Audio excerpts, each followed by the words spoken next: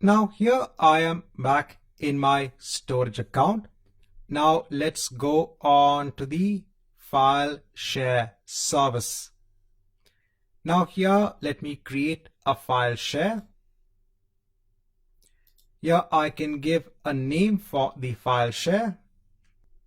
Here in terms of the tiers, there are different tiers that are available. For now, I'll just leave it as transaction optimized. And here then let me click on create. Now I can go on to my file share and here I can start uploading my files. Here you can see that you can also create directories as well. So here I can add a directory. I can hit on OK. I can go on to the directory and here I can upload my files. So if I hit on select, so here I can choose the same files I'd used earlier on when looking at the blob service from my temp directory. I'll hit on open and I'll hit on upload. So we have uploaded both of these files. Now if I go on to either file, so here you can see the properties. You can see that we are getting a URL. Let me just copy this onto the clipboard. Let me go on to a new tab and see what we have. So now we have the name of our storage account .file.co.windows.net /documents/ important, the name of our directory and the name of our file. Now if I hit on enter, so it's giving some error message wherein it's saying it's an invalid header value. So there is a code difference on how you access files in the file share. It's not the same way in which you access a file using the container or the blob service we had seen earlier on.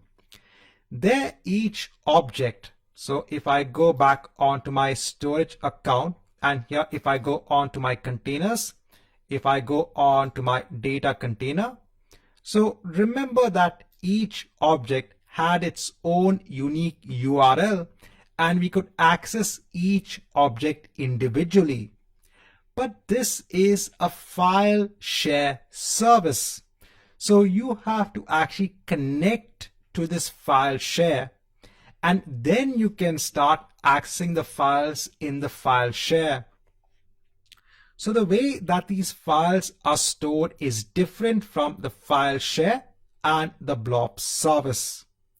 So normally you would have machines that need to connect onto this file share, just like a map drive, and then upload files or download files. So if you want to connect onto this file share, you have to go back onto the file share itself. And here you have to hit on the connect button. And now it will tell you what is the method or what you should do to connect onto the file share. Now here it is telling you that you need to copy this particular script onto PowerShell and then you will be connected onto this file share. Now you need to run PowerShell as an administrator. So here what I've done is I've just dragged my taskbar. I want to show you how you can open PowerShell. So first of all, type PowerShell. Once you type PowerShell, here you can actually look at Windows PowerShell, right click and run it as an administrator. Now once you run PowerShell as an administrator, so here you can highlight all of this, do a Control-C, then go on to PowerShell, right click, and then it'll paste all the commands here. Then hit on enter, and this will now connect on to that file share. So now here it has created a new drive, that's Z drive, that is mapping on to that file share. So here if I do now Z:, I'm connected on to the Z drive. And here if I do a directory listing, I can see my important folder, which is there in my file share. I can go on to my important folder, and here I can see my files. Now, one of the common issues as to why you will not be able to connect onto this file share is if the port 445 is not available on your local machine. So if you're working from a company laptop, or if your laptop or machine has a firewall that is blocking port 445, then you will not be able to connect on to the file share. Unfortunately, there's nothing much that I can actually give you in terms of suggestions, because this could be dependent on different types of firewalls.